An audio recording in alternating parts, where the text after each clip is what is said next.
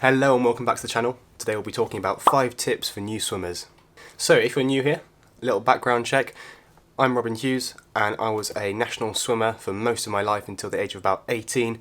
3k, 5k open water and 1500 metres and 800 metres in the pool. And I now also coach triathletes and I see a lot of new swimmers, adult swimmers especially, and this is what I've learned from seeing them. So my first one is don't care what anyone else thinks. 90% of the time they're not even looking at you, and if they are, they're probably looking to help. I know it's a lot easier said than done, but no one worries what you're doing. Just get on with your set, try your best, and that's all we can ask for really. Number 2, consistency is key. Set a day in a week where you will train at this time, and it'll be a lot easier.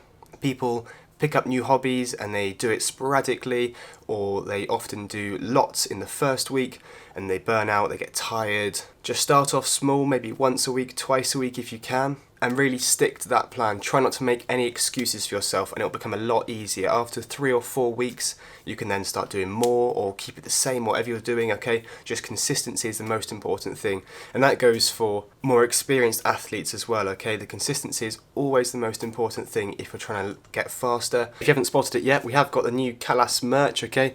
Got some jumpers, some t-shirts, and then we'll have our race kit coming and our training kit coming at the start of February, okay? So I'm really excited to show you guys that. Follow me on Instagram and you can see what it's going to look like, and then you can see the unboxing in person in a month or so. For tip number 3, you want to be wearing jammers ideally, okay? Loose trunks create a lot of drag, okay? It's kind of ridiculous how much drag, and they're just going to make your life harder, okay? Most people will be wearing these. You can get the short ones or the long ones like these. I know there's a bit of stigma around non-swimmers on wearing Speedos and stuff, but these are Speedo Endurance Plus. I've been using these for about 10 years now, okay? And then my go-to training ones, they last forever and they don't deteriorate with chlorine, okay? So pick yourself up a pair of those. Other brands do similar stuff, okay, so do your research and get your size right as well. Number 4, this guy here is going to be your best friend, okay, so it's called a Buoy. It goes between your legs, and for regular swimmers it's used as a drill to stop you from kicking, but then still keeps you buoyant at your back end, okay. But a lot of new non-swimmers use these and they still kick their legs, okay, because they suffer with buoyancy. As you go faster, okay, it's easier to stay buoyant because the water is coming this way and pushing your legs up. Also, as you get better, you'll have a stronger leg kick to keep your legs up, okay? But at the start, usually people are predominantly arms. This is not a long-term fix, but short-term, if it gets you in the water, then that's all we're after, okay? So get yourself a pool buoy if you're struggling to stay afloat, and it will make a big difference for such a small item and inexpensive item, okay?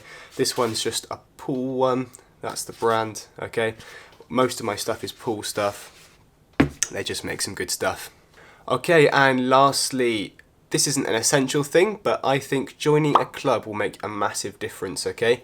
If you've got a club, say you're a triathlete, join a triathlon club, okay?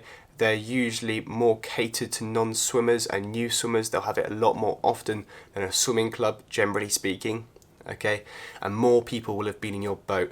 If you want to join a swimming club, then absolutely go for it, but they usually cater to more swimmers, okay, and not non-swimmers unless they're doing a course, say. So a swimming club will be doing sets, and they're not really looking for that feedback, whereas a triathlon club probably will be helping you more with that feedback and getting you into swimming, okay? If you can't swim at all, then probably go on a course first and do a bit of practice by yourself. Once you can do a couple of lengths, then join a club, okay? But if you're looking for consistency, which we want, as well as a social aspect, then I would say joining a club is your top priority, okay? So I hope those 5 tips help you out. Let me know if they do. Like I say, it's just my experience as a triathlon and a swimming coach. That's what I found is going to help you out the most. If you enjoyed this video, then hit that like button and whack that subscribe down below if you want to see more content like this. And I'll see you in the next video.